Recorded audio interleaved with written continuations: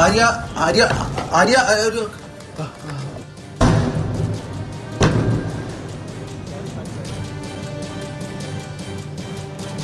അതിഭീകരമായ സ്ഫോടന ശബ്ദങ്ങളാണ് ഇന്നലെ രാത്രി മുതൽ ഞങ്ങൾ താമസിക്കുന്ന ഹോട്ടലിൻ്റെ നിന്നാൽ നമുക്ക് കേൾക്കാൻ വേണ്ടി കഴിയുമായിരുന്നത്. ഏതാണ്ട് 12 മണിക്ക് ശേഷം ഈ ഷെല്ലിങ്ങിൻ്റെയൊക്കെ ശബ്ദം വളരെ ഭീകരമായി കൂടുന്ന കാഴ്ചയാണ് നമുക്ക് കേൾക്കാൻ വേണ്ടി കഴിഞ്ഞത്. പുലർച്ചെ വരെ അത് നീണ്ടു നിന്നു. പക്ഷേ 5 മണിക്ക് ശേഷം ഈ ഇൻറ്റൻസിറ്റി ഭയങ്കരമായിട്ട് കൂടുകയും ഈ ശബ്ദത്തിൻ്റെ തീവ്രതയൊക്കെ കൂടുകയും ഒക്കെയാണ് ചെയ്തത്. 5:30 തൊട്ട് നമ്മൾ ലൈവിലേക്ക് പോവുകയായിരുന്നു. ആദ്യം ലൈവ് നൽകുമ്പോൾ പോലും പശ്ചാത്തലത്തിൽ ഈ ശബ്ദമൊക്കെ കേൾക്കാമായിരുന്നു. 6 മണി കഴിഞ്ഞപ്പോഴാണ് നമ്മളൊരു ബ്രേക്ക്, കാരണം നിരന്തരം ലൈവ് നൽകുന്ന സാഹചര്യത്തിൽ ഒരു ചെറിയ ബ്രേക്ക് എടുക്കുകയും ഒന്ന് ഫ്രഷ് ആകുകയും അതുപോലെ തന്നെ ബാറ്ററിയൊക്കെ മാറ്റാൻ വേണ്ടി ഒരു ബ്രേക്ക് എടുക്കുകയും ഒക്കെ ചെയ്തിരുന്ന സമയത്താണ് ശക്തമായൊരു ശബ്ദം കേട്ടത്.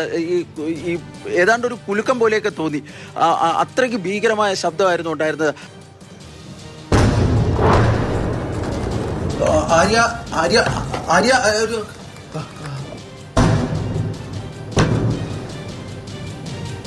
ആ ശബ്ദം കേട്ടപ്പോൾ തന്നെ ഞാനും ജഗദീഷും പെട്ടെന്ന് ഞങ്ങൾ ഈ താമസിക്കുന്ന ഹോട്ടലിൻ്റെ കട്ടിൽ, അതായത് ഞങ്ങൾ മുറിയുടെ കട്ടിലിൻ്റെ ആ സൈഡിലേക്ക് ഞങ്ങൾ മാറുകയാണ് ഉണ്ടായത്. ജഗദീഷായിരുന്നു എന്നോടൊപ്പം ഉണ്ടായിരുന്നത്. ജഗദീഷ്, എങ്ങനെയായിരുന്നു ആ സംഭവത്തെ ഓർക്കുന്നത്? ആ സമയത്ത് ഞാൻ ഈ ലൈവ് കഴിഞ്ഞിട്ട് ജസ്റ്റ് ബാറ്ററി തീർന്നപ്പോൾ ബാറ്ററി മാറ്റാൻ വേണ്ടി നിന്നായിരുന്നു. അപ്പോൾ ബാറ്ററി മാറ്റിക്കൊണ്ടിരിക്കുമ്പോഴാണ് ഇത് സംഭവിക്കുന്നത്. അപ്പോൾ നമ്മൾ രണ്ടാളും കട്ടിലിൻ്റെ സൈഡിൽ ഒതുങ്ങി. അത് കഴിഞ്ഞിട്ട് ജസ്റ്റ് ഈ ഡോർ തുറന്ന് നോക്കുമ്പോഴാണ് നമ്മൾ നേരെ 100 മീറ്റർ മുന്നേ ഒരു സ്ഫോടനം ഉണ്ടായ പോലെ കാണുന്നത്. പോയ പറഞ്ഞ് കണ്ടു. അപ്പോഴേ ക്യാമറ എടുത്ത് നേരെ അതിലേക്ക് പോവുമായിരുന്നു. അപ്പോൾ അത് ഭയങ്കരമായിട്ടൊരു ഇതായിരുന്നു.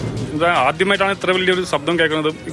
നമ്മുടെ റൂം പോലെ കുളിങ്ങുന്ന പോലെ ഒരു ഇത് ഫീൽ ഉണ്ടായിരുന്നു.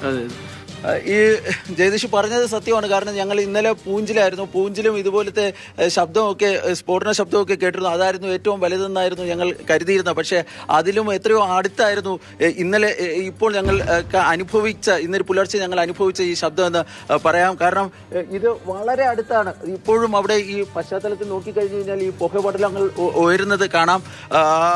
വളരെ അടുത്ത്.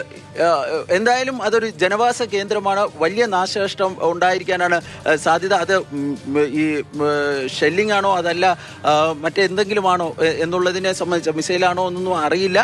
പക്ഷേ ഒരു സാധാരണ മലയാളിയെ സംബന്ധിച്ചിടത്തോളം അവന് സ്വപ്നം കാണാൻ വേണ്ടി കഴിയുന്നതിലും അപ്പുറമുള്ള ശബ്ദമാണ് ഞങ്ങൾ കേട്ടത്. പൂഞ്ചിൽ ഞങ്ങൾ സമാനമായ ഈ സന്ദർഭങ്ങളൊക്കെ ഇന്നലെ രാത്രി അനുഭവിച്ചതാണ്. അത് ഇന്നലെ അവിടെയായിരുന്നു. ഇന്നലെ അവിടുത്തെ രാത്രി ഞങ്ങൾ അനുഭവിച്ചതാണ്. പക്ഷേ അതിലും ഭീകരമായ കാര്യങ്ങളാണ് ഇവിടെ രജോരിയിൽ എത്തിയപ്പോൾ ഉണ്ടായിരിക്കുന്നത്. രജോരിയിൽ ഇത് ഏത് ഭാഗത്താണ് സ്ഫോടനം നടന്നതെന്ന് ഞങ്ങൾ പറയുന്നില്ല. കാരണം അത് രാജ്യസുരക്ഷയെ ബാധിക്കുന്ന വിഷയമായതിനാൽ അത് പറയുന്നില്ല. ഏതായാലും ഭീകരമായ ഒരു ശബ്ദമായിരുന്നു ഞങ്ങൾക്ക് രണ്ടുപേർക്കും രാവിലെ കേൾക്കാൻ വേണ്ടി കഴിഞ്ഞത്.